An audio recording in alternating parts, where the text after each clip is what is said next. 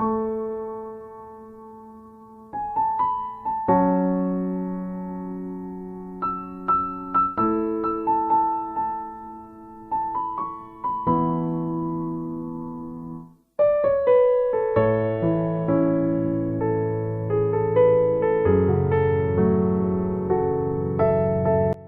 Everyone, আসসালামু আলাইকুম। কেমন আছেন সবাই? আই হোপ সবাই অনেক বেশি ভালো আছেন।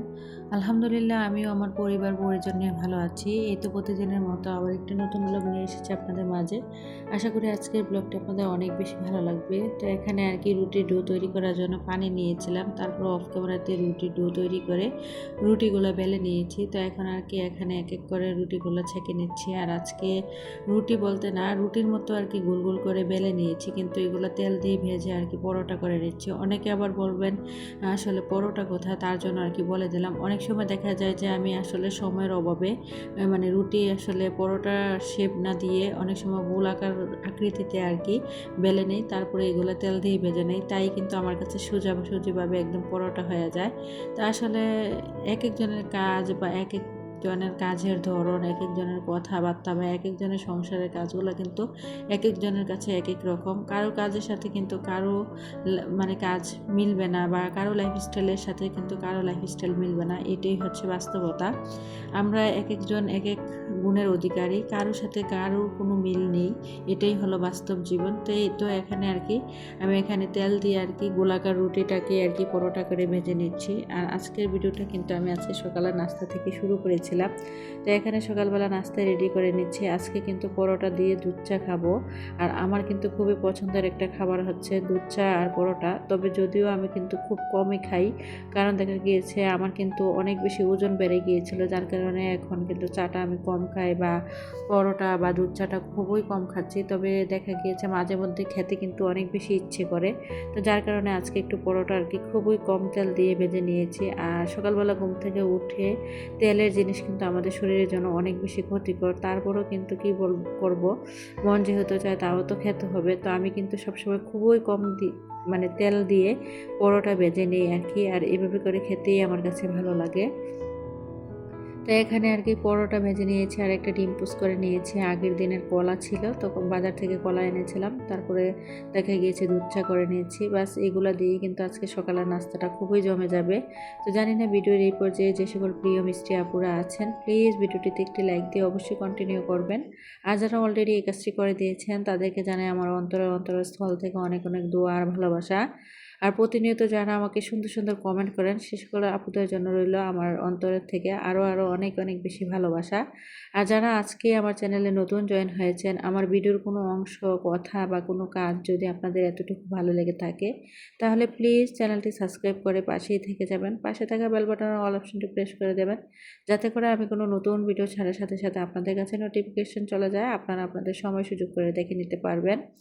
তো আজ কেন জানি মানে দুধ যখনই চাটা ঢালতে গিয়েছিলাম অনেকটাই চা পড়ে গিয়েছে। আর আজকে কিন্তু অন্য পাতিলে আর কি চা করেছি।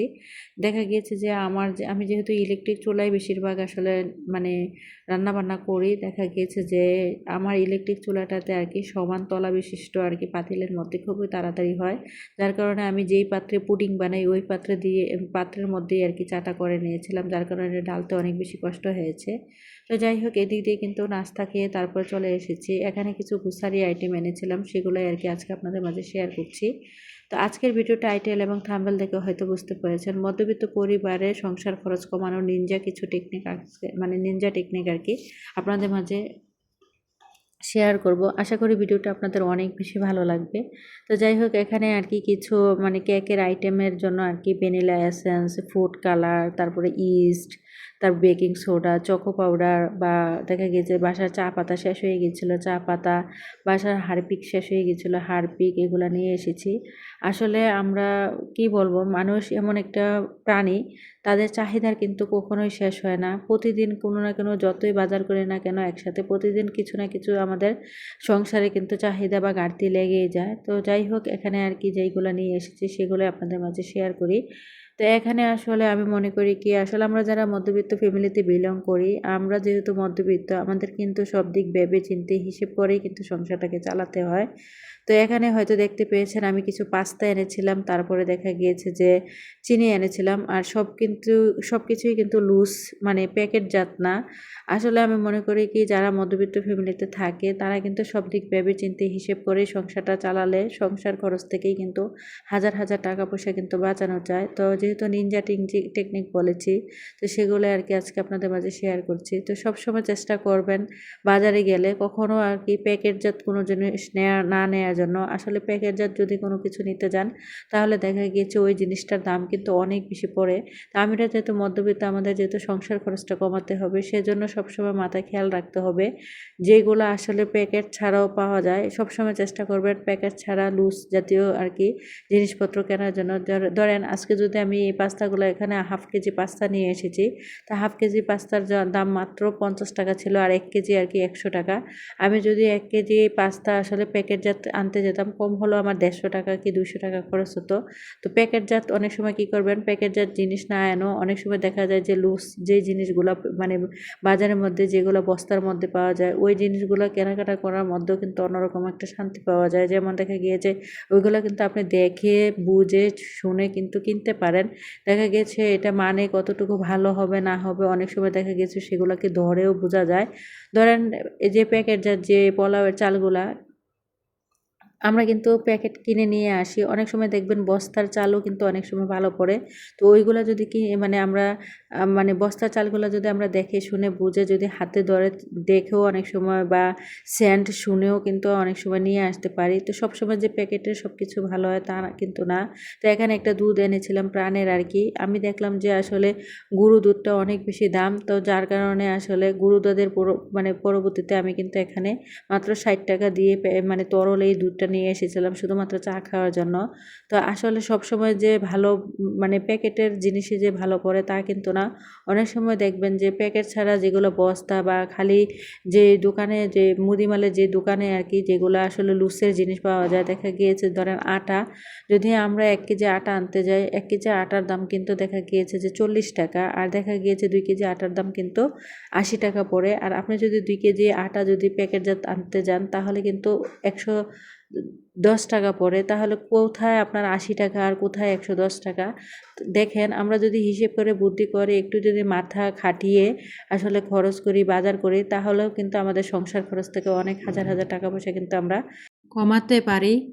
তাহলে আমরা অনেক সময় মনে করি কি প্যাকেটের জিনিসে যে ভালো পড়ে তা কিন্তু না। অনেক সময় দেখা গিয়েছে প্যাকেটের জিনিস ছাড়াও খোলা বাজারের দোকানগুলোর জিনিসপত্র কিন্তু অনেকটাই ভালো পড়ে। তার জন্য আমি মনে করি কি প্রতিটা গৃহিণী বা প্রতিটি মধ্যবিত্ত পরিবারে আমার উচিত, মানে সকলেরই উচিত, সবসময় যে প্যাকেটজাত জিনিস কিনতে হবে তা কিন্তু না। অনেক সময় দেখা গিয়েছে খোলা মুদি বাজারের দোকান থেকেও বস্তার জিনিস কেনাকাটা করবেন, তা থেকেও কিন্তু হাজার হাজার সংসার খরচটা হাজার হাজার টাকা কিন্তু বেঁচে যায়।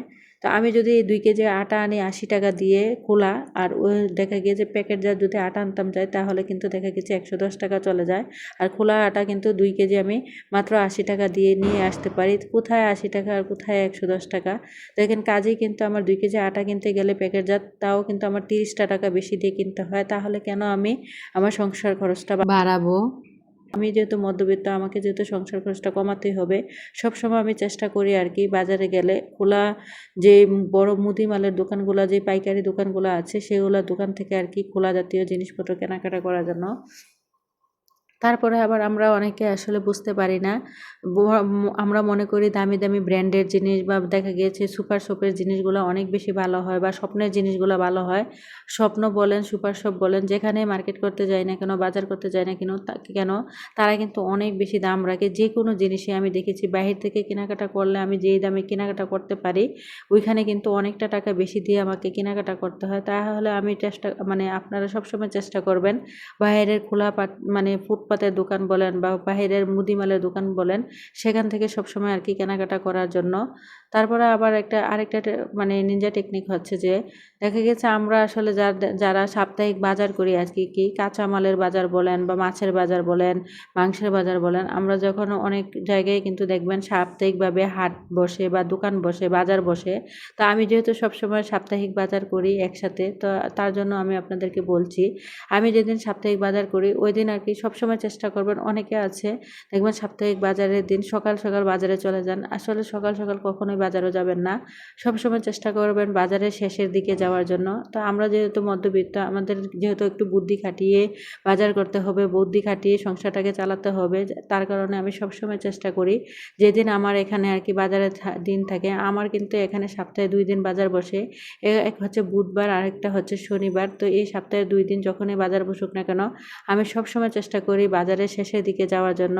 দেখবেন বাজারের প্রথম দিকে যেই সব তরকারিগুলা বা শাকসবজিগুলা অনেক বেশি দাম থাকে, শেষের দিকে যখন দেখা গিয়েছে কাস্টমার কমে যায় বা ওনারা যখন বাড়িতে চলে যাবে, ব্যাগপত্র গুছিয়ে নেবে রাতের বেলা আর কি, সবাই যখন একদম সব কিছু মানে বেচা প্রায় শেষ হয়ে দিকে হয়ে যায়, দেখা গিয়েছে বাজারে কিন্তু তখন মানে ক্রেতাদের সংখ্যা অনেকটাই কম থাকে, যার কারণে তারা কিন্তু অনেক সময় অনেকটাই কিন্তু খুবই কম দামে কিন্তু সব কিছু বিক্রি করে দেয়।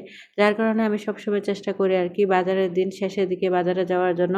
আর শেষের দিকে বাজারে গেলে দেখা গিয়েছে যাওয়ার জন্য আর শেষের দিকে বাজারে গেলে দেখা গিয়েছে মানে কালকের বাজারেই দেখলাম যে আমি কিন্তু কাঁচামরিচ অন্য সময় আনতে গেলে হাফ কেজি কাঁচামরিচ কিন্তু 50 টাকা দরে বিক্রি হচ্ছে।